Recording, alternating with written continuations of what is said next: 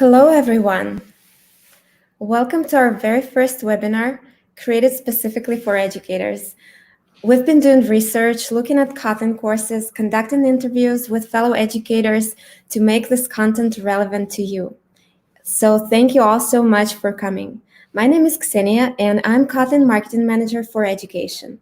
We've met with some of you before, but for those of you who don't know who I am and what I do, I'm the person you can contact about anything related to teaching Kotlin. And I'm here today with our wonderful presenter, Sebastian Aigner, Kotlin Developer Advocate. And we'll be starting shortly, and in the meantime, I'll share some technical details with you. Please post your questions in the chat during the presentation, and we'll address them while we go or during the Q&A session. And after this live stream is over, we'll hold this little sort of in-person Q&A in Google Meet, and we'll share the link to this Google Meet chat with you at the end of the presentation. The webinar will be recorded and made public, so please feel free to share this link with your colleagues who may be interested in learning about Kotlin as a teaching tool. And once again, thank you all so much for joining us, and please welcome Sebastian. All right. Hi, everyone. Thanks so much for joining us today. It's really exciting to see people take time out of their day to learn something about Kotlin and specifically about its use in education. As Ksenia has already said so nicely, my name is Sebastian. I work as a developer advocate for Kotlin at JetBrains, and today we're just gonna try and together go through a couple of the benefits that Kotlin can bring you when you include it as part of your curriculum. So for that, I've brought a bunch of different topics to me, which we'll go through during this talk. If you've just joined right now, let me just quickly reiterate that we have two different types of interaction. We have the YouTube chat. You can write something there, and if I have the time or if I can see it during my presentation, I'm going to try answering questions ad hoc. And otherwise, we are doing like a small Q&A at the end of the presentation. And anyone who wants to join, we're also going to put up a Google Meet link so you can hop on there and kind of have a direct conversation if you favor that kind of format. The Google Meet's not going to be recorded, so no worries about that. So let's get into it. We're going to take a look at a couple of different facets of Kotlin. Once from the perspective of Kotlin as a project, as a programming language, and also as a teaching tool. So we'll get a glimpse of how Kotlin is being embraced by the industry, how more and more universities are also benefiting already from teaching Kotlin. So I really want to give you an idea of how Kotlin as a tool for teaching different kinds of programming paradigms can work for you. And to do this, I want to kind of show you some parts of the programming language. I especially want to highlight some of the constructs which make Kotlin a very powerful tool, both in everyday software engineering and in teaching. And then to round it out, I also want to speak a little bit about how we try our best to make it as comfortable as possible to move Java courseware, for example, to Kotlin. Now, I hope that you're going to gain a lot of inspiring insights during this talk. And I actually have put 3 hypotheses on this slide, which I hope that I'll be proof to you during this talk. And those 3 hypotheses are: using Kotlin is going to make your code simpler. It will help your students understand better. And moving to Kotlin will take significantly less work than you might think it will. And I hope that you kind of can prove these as well, maybe follow along and see if I can convince you on these 3 points. So let's maybe start with some basic information about Kotlin as a project and programming language, just so that we're all kind of on the same point here. Now, Kotlin is designed to be a modern general-purpose programming language which emphasizes both developer happiness and conciseness. What we mean with these terms for Kotlin specifically is something we'll see a little bit later. It targets the Java virtual machine, which you can run on virtually any device these days, so PC or Mac, Android phone, cloud providers, and more. A key point which influenced the design of Kotlin as a language was that it was conceived with the idea of 100% interoperability with Java. Now, this is particularly interesting because it allows knowledge to be transferred quite easily and to kind of be introduced seamlessly anywhere where you're already using Java. Again, more details on that in just a little bit. We started the project at JetBrains in 2011, and we've been developing the language as open source software ever since. And just like many other programming languages, Kotlin is governed by the very permissive and open Apache 2 license. Now, after we started the Kotlin project at JetBrains, we quite quickly actually realized that for the language to fruition, it's never good for a single company or stakeholder to hold all the rights to the language. And this is why all important decisions around the Kotlin programming language have actually been moved to a completely independent foundation. And that foundation holds the trademarks for the language and controls incompatible changes to the Kotlin language. And because this foundation consists of different stakeholders that kind of all have an interest in keeping Kotlin open, accessible, and free, this kind of foundation also prevents the kind of licensing issues or decisions which go against the interests of the community. So when you choose Kotlin, that means that no single entity can just choose to pull the rug out from under you. And yeah, as you may know, that is not always a given in this industry. So the Kotlin Foundation really also tries to work to unite the interests between industry and academia. A couple of notable members include Jeffrey Van Gogh, who works on compilers and programming languages inside Google, William R. Cook, who's an associate professor in the Department of Computer Sciences at the University of Texas at Austin, and Roman Yelizarov, who leads the Kotlin team inside of JetBrains.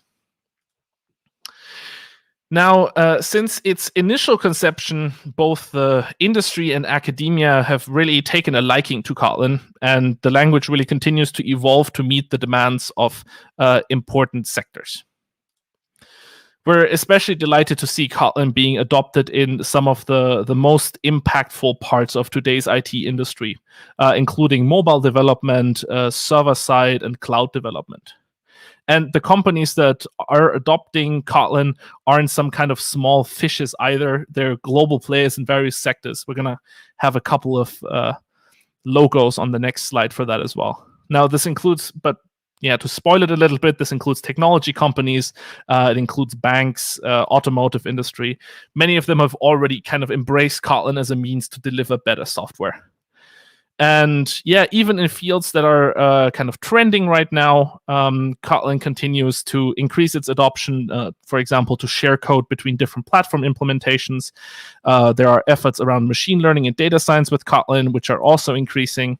And yeah, so if we want to take a small look at some of the companies, of course, I've just picked and chosen some of them which are publicly well known, but there's of course a ton more of these.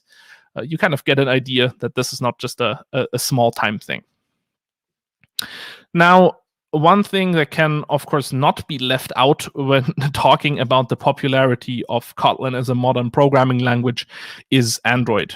Now, 1 year after the release of Kotlin 1.0, Google announced that they would officially support Kotlin on Android, and only 2 years later, the Android team actually committed to going Kotlin first. So that means that there's first-class support for all code written in Kotlin and guaranteed documentation, samples, and tutorials over all other languages, including Java. Now, this sends, I think, a really strong message to people who are kind of hesitant to adopt Kotlin. And I am, of course, happy to relay this message as well. Kotlin is here to stay. It's not going anywhere. With these kind of major companies and ecosystems buying into the programming language, there will be significant demand for Kotlin developers now, and there will be in the future.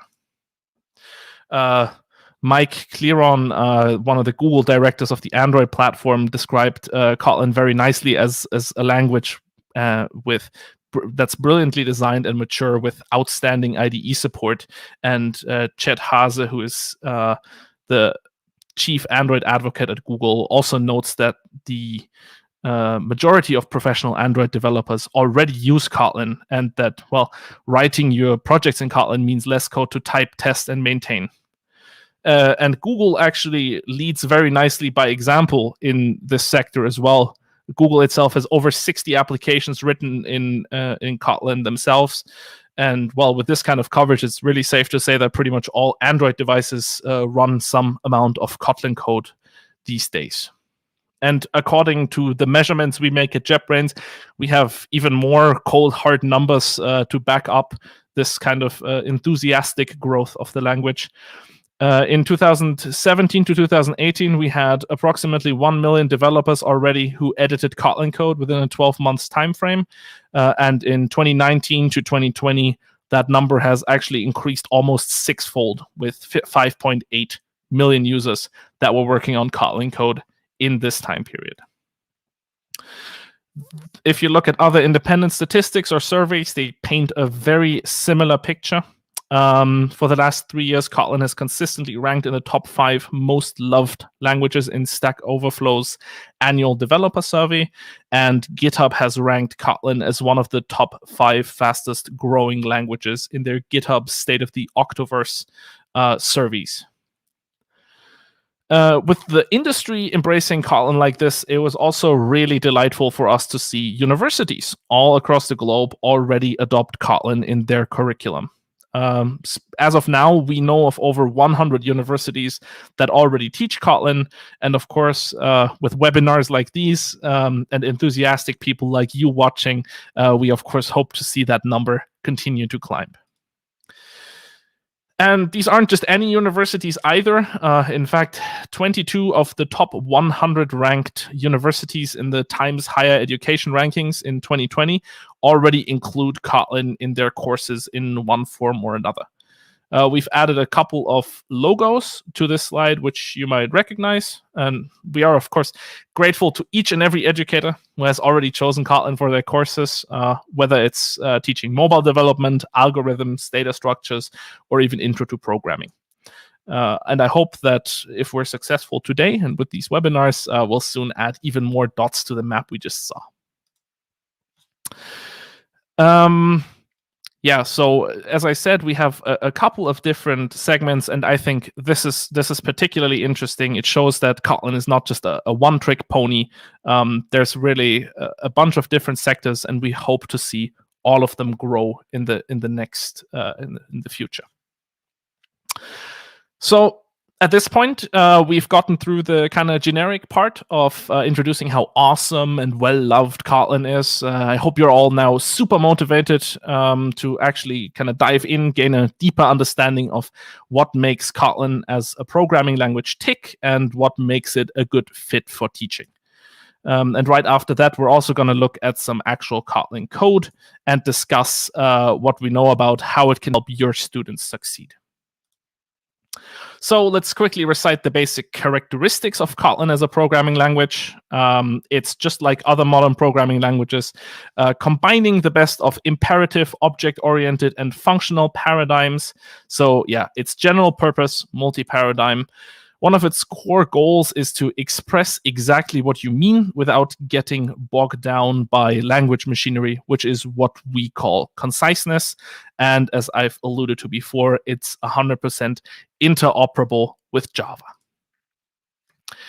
Now, this last part actually unlocks a lot of power because picking Kotlin means you're not dropped into an empty void and have to reinvent everything from scratch. Kotlin doesn't really rely on conjuring up its own ecosystem so much. Instead, Kotlin can reuse existing and well-established technologies and ecosystems like Maven and Gradle build systems, for example. And it also means that if you already have Java code, you can call it directly from Kotlin code and vice versa. We'll see this on a concrete example in just a little bit. And spoiler alert, you can even auto-convert existing Java code to Kotlin. This type of interoperability also means that you can use kind of all the JVM libraries directly. So if you're teaching industry standard libraries like Spring Boot, like JUnit, if you're working with Apache Commons or whatever else you can think of, you can do that from Kotlin just as well, and sometimes even better. So next up, I want to show some actual code on the slide so you can actually judge the language for yourself if you kind of haven't gotten your feet wet with it yet.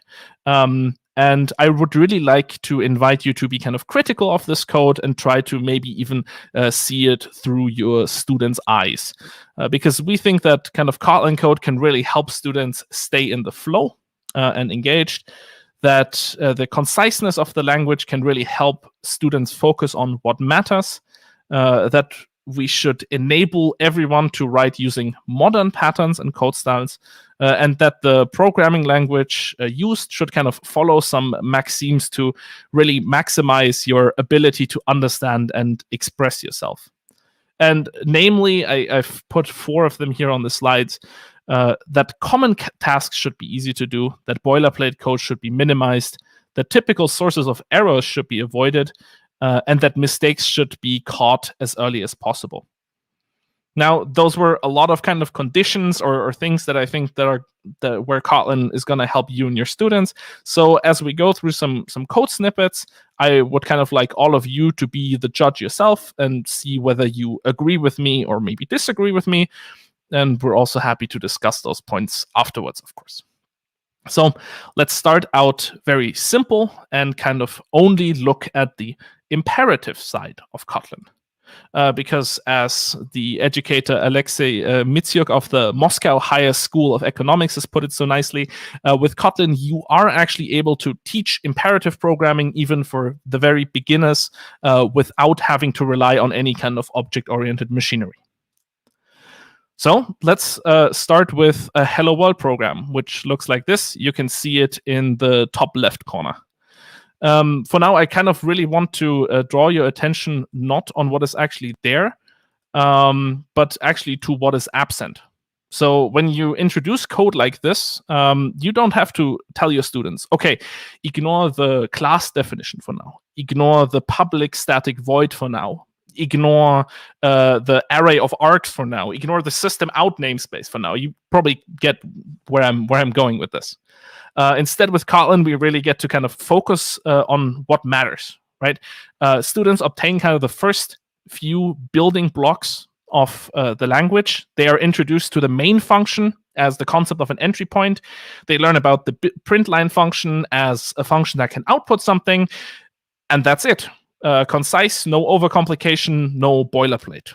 And with only 3 lines of code, there honestly simply isn't all that much to potentially be confused about. And that's probably one of the benefits of being a multi-paradigm language. You can kind of bend the programming style to the requirements of what you're currently teaching. We'll see this kind of flexibility in a few other directions in a little bit as well. And from here, you can also explore some other building blocks of programming, like variables and loops, which you can see on screen here as well. I actually want to highlight here for a second that when you define a variable, you don't actually need to specify its type. Some other languages are gaining that feature as well recently. That, of course, doesn't mean that Kotlin is a dynamic language. It just means that it provides type inference. So where types don't add extra information, they can be omitted. You can optionally still add them, of course, but they're not strictly required. Loops are also kind of the first point where in Kotlin, we can kind of nicely show off how it shines in terms of convenience. Because as a high-level language, Kotlin really, it doesn't borrow these kind of C-style loops, but it introduces this more readable syntax. Kotlin also provides simple string interpolation, as you can see, without the need to dive deeply into format strings or string builders right away. And speaking of strings, a string comparison actually works the way you would expect it to, because comparing equality in Kotlin actually uses the underlying equals method, just for those folks looking at the bottom right corner and maybe wondering what's going on there. So this is not using reference equality, which, as experience has shown, is usually not what is actually desired. Yeah, so again, I'd argue this is kind of one more point towards reducing common sources of errors. So let's actually go on and keep it simple. And let's talk a little bit about Kotlin's standard library. Again, the big point, common tasks should be easy to do. So why should it be hard to just read the contents of a file when you're getting started? In Kotlin, it's really not necessary to throw people into the deep end and tell them all about file readers and input stream readers and all these kind of things. The Kotlin standard library just provides extension functions for common operations, for files and collections, for example, which remove this unnecessary complexity. Because, let's face it, usually when you tell someone that they should read something from a file, it's not about how exactly you want to open the file. It's the file content you're interested in, and you want to work with that. So printing file contents line by line in Kotlin, the 5 lines of code. Now, the same goes for input from the standard input streams. For example, when someone types something into the terminal. Kotlin offers the readline function for this kind of stuff. And this is actually a great segue, if we look at this example, to another safety feature which Kotlin provides. And that is that its type system is built with nullability in mind. Now, if a type is suffixed by question mark, that means it's either nullable. So in this case, the variable name can either be a string or null, because readline might hit the end of the input stream. In Kotlin, the compiler actually tracks the nullability of variables. So as a Kotlin developer, you receive support from your tooling instead of living in fear of kind of these null pointer exceptions. And because nullability is really an accepted part of the type system, you're given the machinery to deal with it properly. So, for example, Kotlin includes the question mark colon operator, also called the Elvis operator, which you can see in the last line here, which can provide a default value in case the left-hand expression evaluates to null. Now, we'll see a bit more about some nice features that the standard library provides in a bit, but for now, I actually want to move on to the next type of programming paradigm. And let's see how Kotlin can help with teaching object-oriented programming. Because as Sam from the Gustavus Adolphus College actually told us in an interview, that his students understand object-oriented concepts in Kotlin better than they do in Java. And let's spend a couple of slides and try to figure out why that might be. Now, first and foremost, object orientation is kind of another nice point to show off Kotlin's conciseness.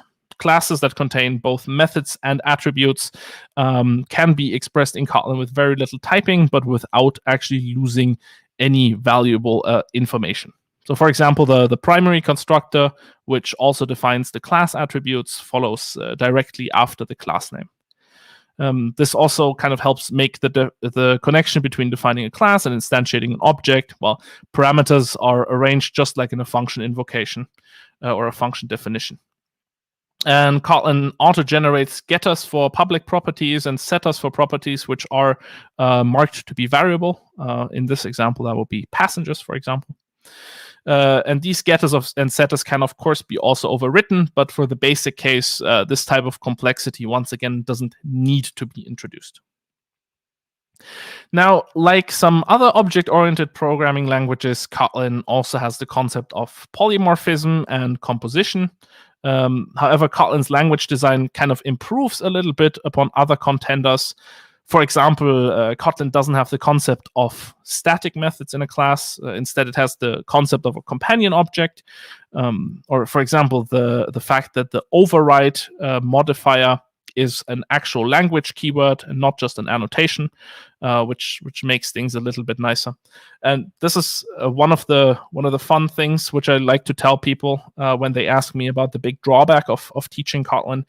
If you have any slides in your slide deck which are like puzzlers, where the language kind of behaves not as you would expect it to, if you just manually kind of mentally go through the code, you might have a harder time realizing these same puzzlers with Kotlin, because the language itself tries to force you to write correct code.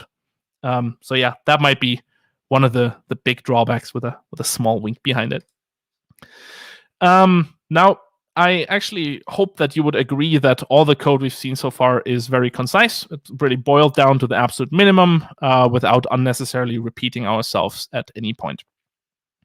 But of course, very clearly, this hides away some parts of the machinery that lies underneath. And honestly, just presented like this, I would assume that some people might feel that this could be a problem when you're teaching.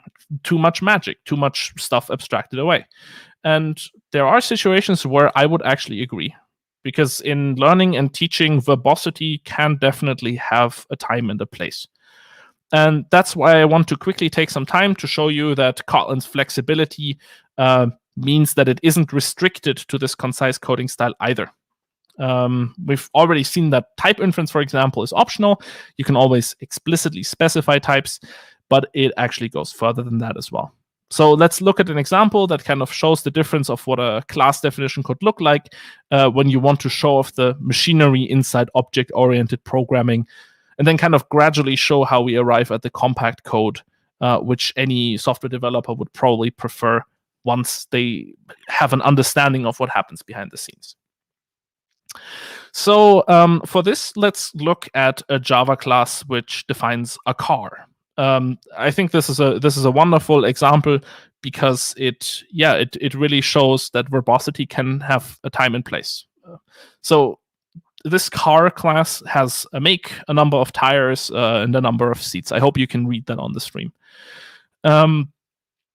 And yeah, it's just a typical example class that shows off the concept of what is an attribute, what is a constructor, and what kind of methods are required to make equality and pretty printing work.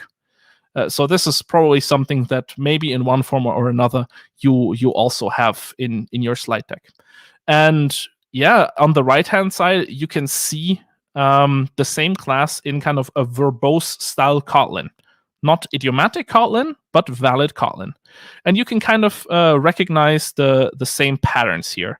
And you can kind of explain things the same way. But at the point where people have understood, for example, what the constructor does, you can introduce the fact that Kotlin allows you to specify the primary constructor directly after the class definition.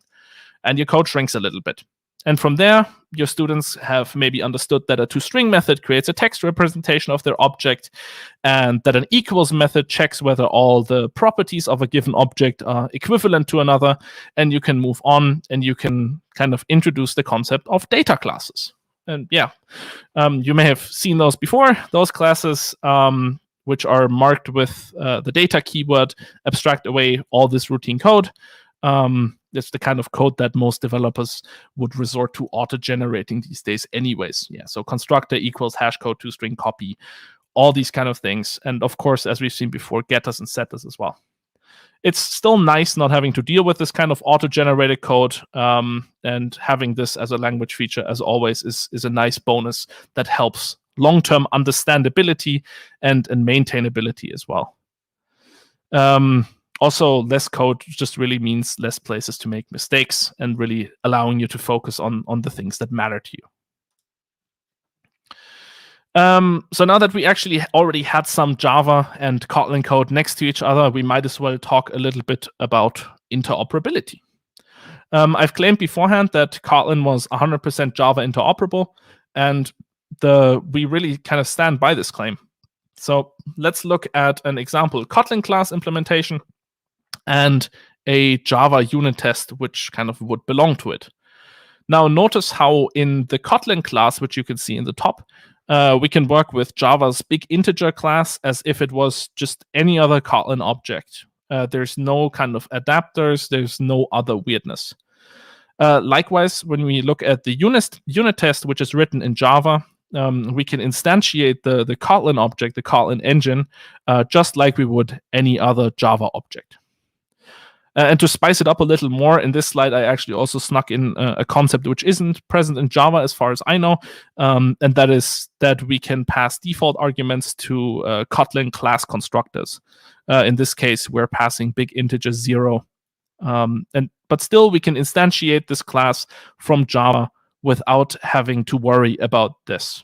Everything required for interoperability gets managed completely by the language and compiler for us. For example, we can call engine getFuel without actually ever having to explicitly define a method called getFuel in the Kotlin code. And let us consider this for a moment from the standpoint of courseware. So if you already have some courseware and are kind of considering moving it to Kotlin, you really get a huge benefit. And that is that if you have an automated submission system with kind of a large number of Java unit tests which check student submissions, you don't have to rewrite them all. You can kind of start accepting Kotlin submissions right away and run them against the same test suite. And if you've kind of built a custom wrapper around some kind of library or a tool in Java, you can simply tell your students to kind of still continue using the provided Java classes from their Kotlin code, and it will just work. No adapters required. Now, let's briefly return to one more programming paradigm, now that we've kind of covered object orientation, and that is Kotlin for functional programming. And maybe we can find out together why Goethe Berge, I hope that's how that name is pronounced, of the University of Oslo tells us to take the opportunity and teach something new, type-safe, and functional with Kotlin. In Kotlin's type system, we have function types as first-class citizens. That means we can assign functions to variables and we can call them just like regular functions. And we can do this with varying degrees of type inference support as well. Now, of course, the functional aspects in Kotlin are not going to rival what we have in Haskell, but they still provide a kind of very convenient way of working with kind of a subset of functional programming as it is becoming more and more popular and widely used in the industry. We also have higher order functions. Those are also possible, as we can see here with the apply twice function, which uses a Kotlin shorthand to execute the same function f, which takes an integer and returns an integer twice on a given input value. And we can then invoke the apply twice function with two parameters, a value and a function. And if a function only receives one parameter, then Kotlin is actually trying to be helpful again, and it implicitly names the second or the one parameter we have it, if we don't want to specify a name for the parameter. And I think that reads quite nicely. We can read it as apply twice to the value 10, a function which multiplies it by 10, and we get the appropriate result. Now, a bit of syntactic sugar allows us to actually move the past function outside the parentheses as the last parameter of our function. And yeah, with this, we can kind of see that it helps our function look a little bit more natural, like they are really a part of the language repertoire. Now, this is also a pattern we can see when we talk about Kotlin's collection APIs. Because honestly, working with collections is probably the most popular form of doing functional programming these days, specifically working with lists, with maps, and with sets. And here, Kotlin actually uses these functional constructs we just learned about on the previous slides to help express collection operations. Now, because these modern patterns are really a part of the Kotlin language, they are, I'm very sorry. These kind of patterns are really a part of the Kotlin language. They don't have to be like retrofitted on top of any kind of other mechanisms. So if we look at this example, we only have really 4 lines of code where we perform certain operations on our collection. We filter the list of names to only names where the length is 4 or shorter. We turn all the entries into uppercase, and then we reverse the list. And well, at the end of the day, we join it to a string separated by dashes, and we get the result which we would expect. Working with sets is also a part of the Kotlin standard library. In this case, we can even use Kotlin's infix syntax for these kind of special functions to express unions, intersections, set subtractions, these kind of things. Quite similar to how we would actually express them on paper, which is quite nice because then you get this kind of parallel between how you would describe an algorithm on paper and how you would actually express it in code. And yeah, I think this actually provides a very nice segue to our next part. Because yeah, knowing that Kotlin can express even more complex topics in a very nice, short and readable manner really makes Kotlin a great choice for discussing algorithms with your students again. At least that's what we believe. And that's also what Nick Efford from the University of Leeds believes, who says that translating Java coursework to Kotlin usually came with a 50% reduction from its original size. And well, that kind of difference, yeah, it makes a difference.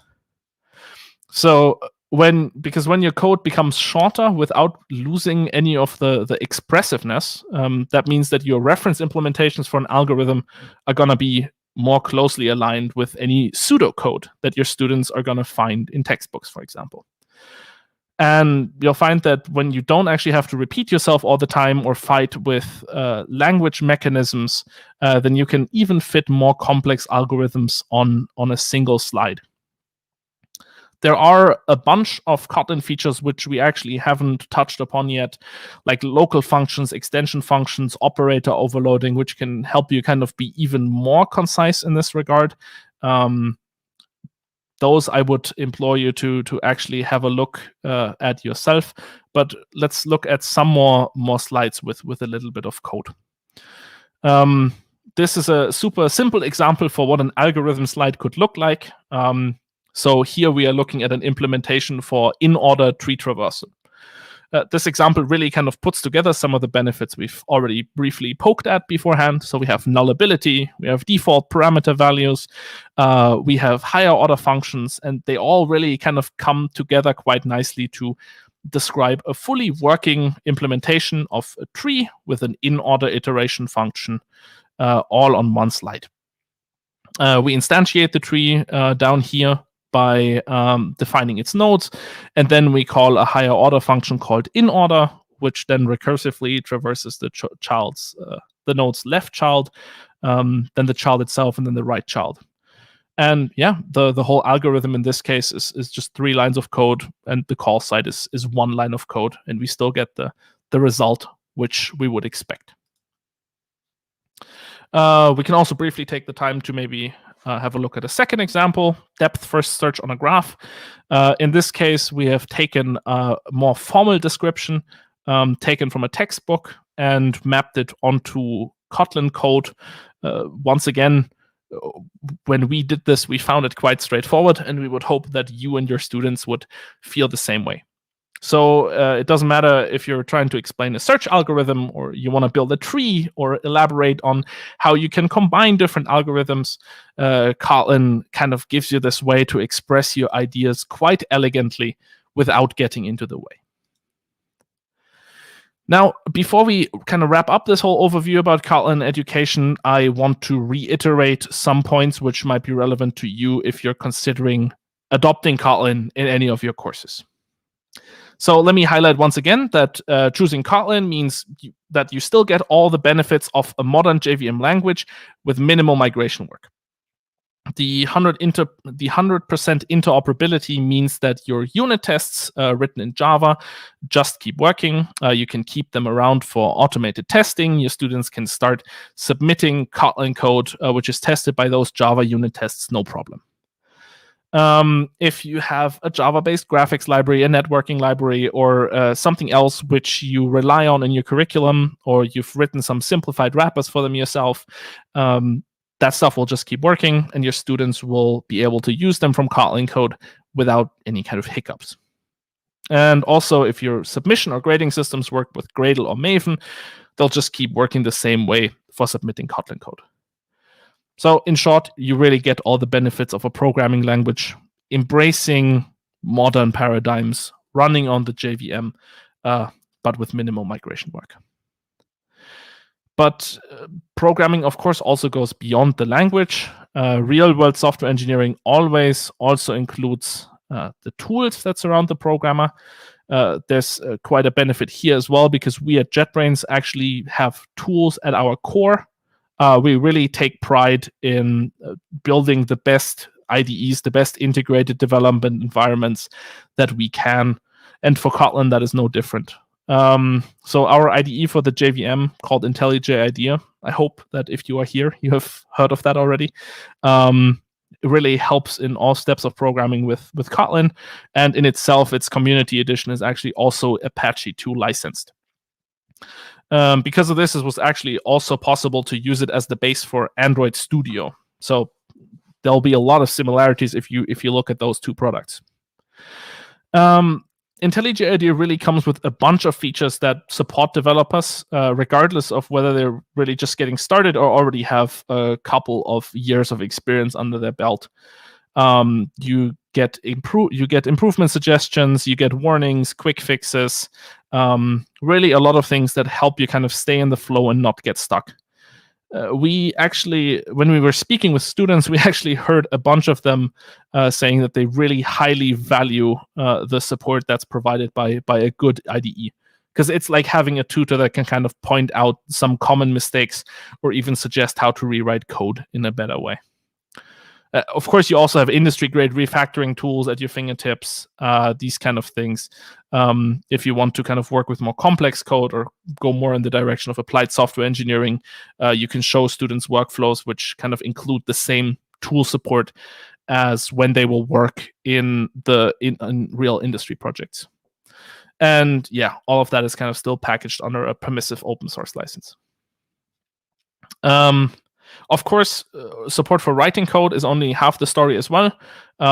If you like doing kind of code walks with your students, IntelliJ IDEA is also a great choice for that. So if you want to explore existing code, you can kind of click through the definition of variables, methods, or classes.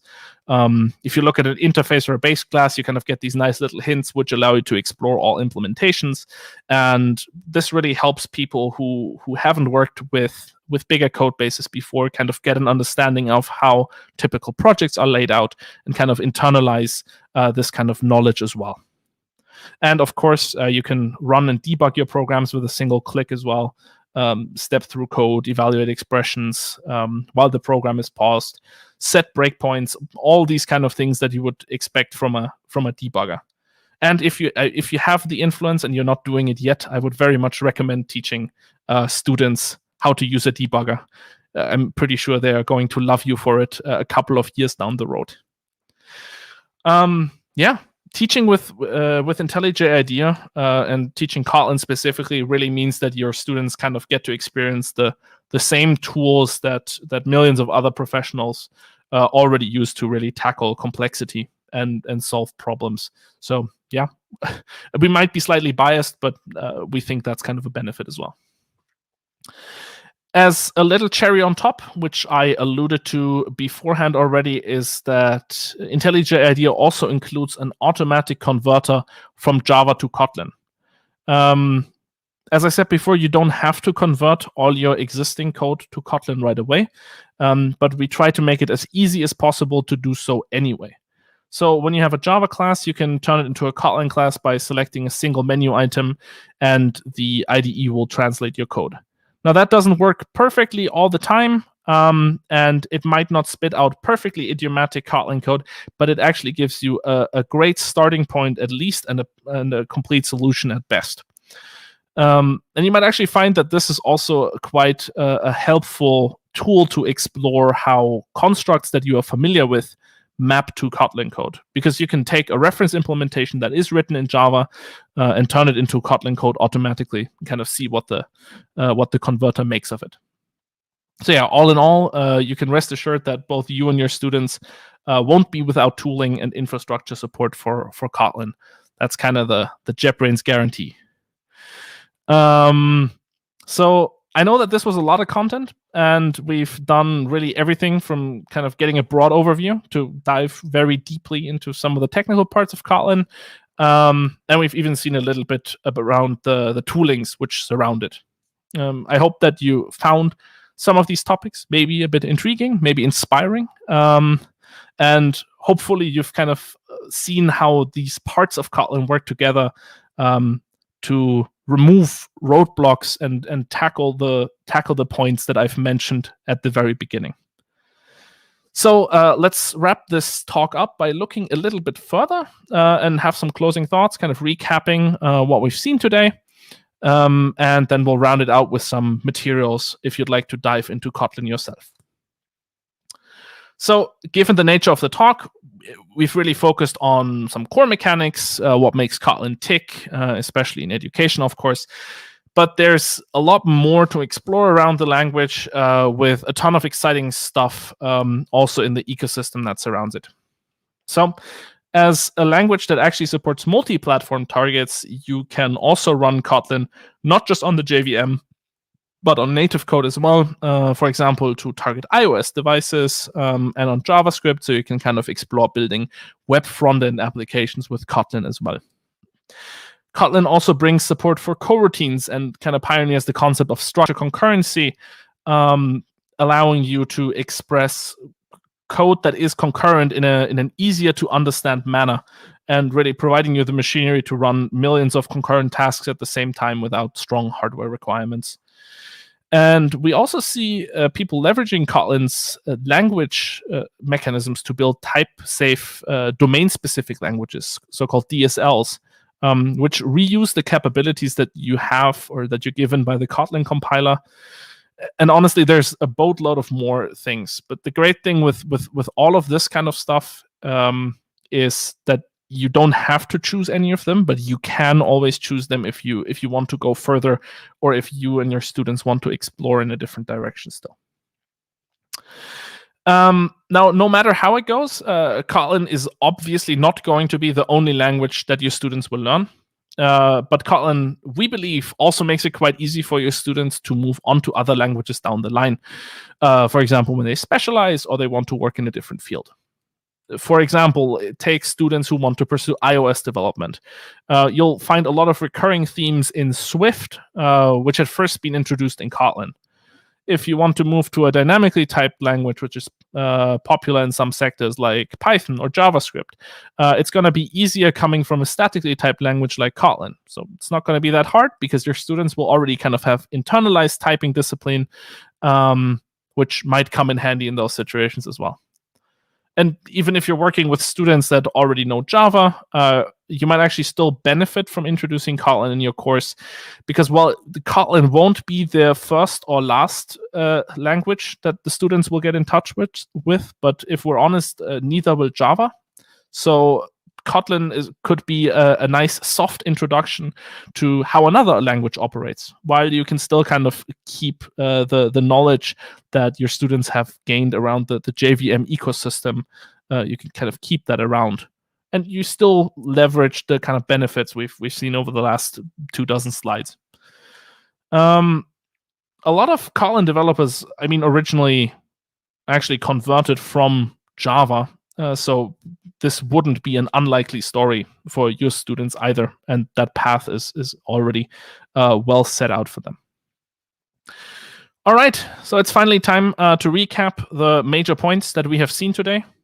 Number one is that Kotlin supports you and your students through its conciseness, its multi-paradigm nature, and its interoperability. When teaching students to program, Kotlin allows you to gradually introduce any kind of programming topic without the language machinery getting in the way or requiring a lot of boilerplate, no matter whether you want to teach concepts in an imperative, object-oriented, or functional style. And when teaching algorithms and data structures, Kotlin can help you put code on the slides that gets out of the way and focuses on the concepts you want to show, and also allows your students to submit elegant solutions. Generally, it's a great way to teach a modern, generalizable programming habits that your students will also see in the industry. So, in short, here's the kind of call to action when it comes to why teach Kotlin. The don't get stuck with the mechanics of a language or the amount of complication that it introduces. Instead, show and write code that focuses on what matters and engage your students with it. Because you get to level up your students' learning experience, but you get to stay in the context of a battle-tested and industry-approved ecosystem with really minimal migration work. And also, a lot of professionals actually agree that learning Kotlin as a new language is fun and refreshing. And we hope that you as educators would also actually enjoy it in the same way and get even more joy in teaching programming again with Kotlin. So if you are interested in learning Kotlin yourself, there's a bunch of ways to get up and running. The book Kotlin in Action provides a great start to folks who are already familiar with other programming languages, and the newly appeared Atomic Kotlin provides a nice overview for folks who are just getting started with programming and don't have prior knowledge. These books also come with a number of sample tasks and course materials, which you might find helpful when you are preparing or migrating a course to Kotlin. And with both books, members of the Kotlin team were actually involved directly in their creation, so you're really learning from the source there. Of course, there's also a number of books written by the community about the language that tackle different specialties, providing guidance for writing idiomatic Kotlin code, or also introducing the language as a whole. Now, given the audience and the type of promotion that we did for this webinar, I'm pretty sure I'm not telling you a lot of new things on this slide, but still, we have 34,000 members on our Kotlin Lang Slack channel, including a dedicated education channel. Hi to everyone who came here from there. And yeah, that's just our kind of forum to get a nice idea of the community, talk to folks working with Kotlin, teaching Kotlin, stop by, say hi. You might enjoy it.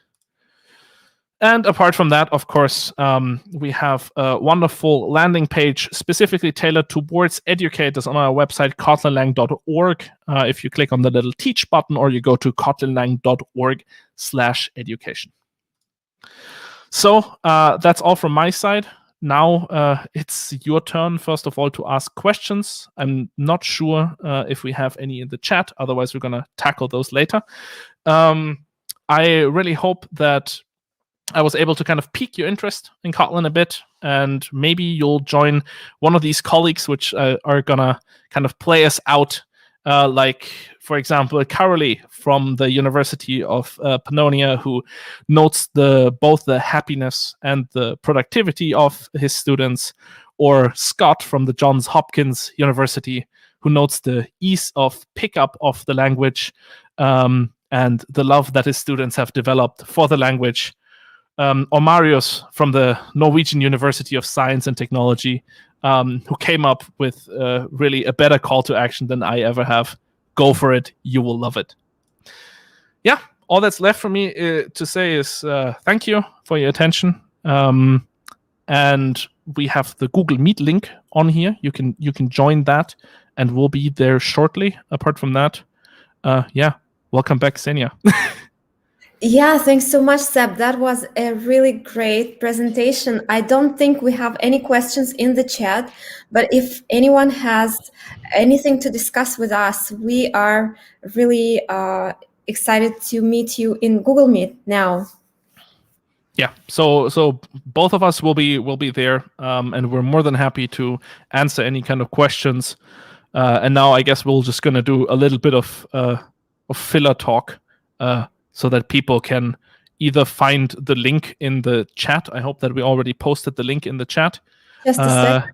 Sure about that. I think the only link we have at the moment is the one on your slide. And well, we can't have people typing things manually. That's surely we can get the link in the chat as well. So yeah, here it is. Please join us for a conversation about how you teach Kotlin, or what you think is necessary, is missing for you to start teaching Kotlin. Yeah. We are always very excited to hear about your feedback. and to kind of see what's on your mind, so that we can also tailor the experience as best as possible for both you and your students. So I think we can sign off from here. We'll continue this conversation in the more colloquial format. And yeah, thanks for tuning in, everybody. Thanks, everybody. See you soon.